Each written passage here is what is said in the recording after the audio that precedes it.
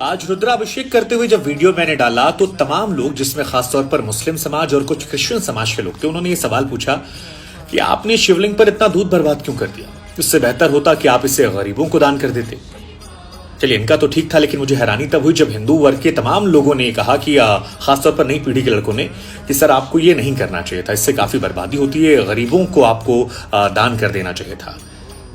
कई फिल्मों में भी ये दिखाया गया, कई सारे कलाकारों ने भी पहले कहा है, तो मुझे लगा कि आज स्पष्टीकरण देना चाहिए। वैज्ञानिक दृष्टिकोण से और धार्मिक दृष्टिकोण से मैं बात रखूं उससे पहले एक दो सवाल मैं आप लोगों से पूछना चाहूंगा। आपसे कभी किसी ने पूछा कि आप अपने बच्चों पर या माता पिता पर कितना पैसा खर्च करते हैं और क्यों खर्च करते हैं? नहीं पूछा ना। तो भगवान शिव हमारे आराध्य हैं, अपनी कमाई का अगर कोई हिस्सा उन पर खर्च कर रहे हैं तो आप सवाल पूछने वाले कौन होते हैं? और ये जो गरीबों वाले ज्ञान वाली बात है ना, ये आपको मजार पर चादर चढ़ाते वक्त नहीं आती, या चर्च में जो मोमबत्ती लगाते हैं, कभी आपने सोचा कि वो मोमबत्ती किसी गरीब की झोपड़ी में लगाकर उसको रोशन कर दे? नहीं ना। कभी आपने सोचा कि आप अपने जन्मदिन पर जो पैसा बर्बाद करते हैं, नए साल में पार्टियां करते हैं, फिल्मों देखने जाते हैं, हजारों रुपए खर्च होते हैं, 500-500 रुपए की टिकट आता है, शैंपेन पीते हैं, लॉन्ग ड्राइव पे जाते हैं, कितना तेल खराब होता है? कभी सोचा आपने?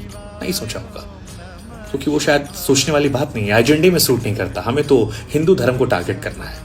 चलिए ठीक है, अब आते हैं धार्मिक और वैज्ञानिक दृष्टिकोण पर। विष्णु पुराण की माने तो भगवान शिव ने समुद्र मंथन के दौरान जब विष को ग्रहण करना शुरू किया तो उनका शरीर तपने लगा।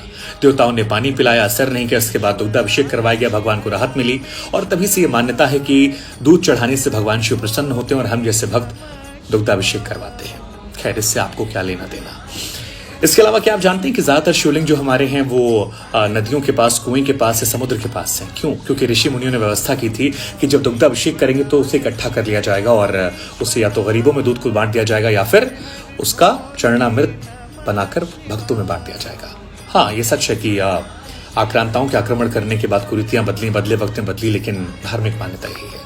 वैज्ञानिक दृष्टिकोण से क्या आप जानते हैं कि ज्यादातर शिवलिंग वहां पर हैं, खासतौर पर ज्योतिर्लिंग, जहां रेडियो एक्टिव एलिमेंट निकलते हैं और दूध, धतूरा या बेलपत्र चढ़ाने से उन्हें वो सोख लेते हैं? आपको नहीं पता होगा।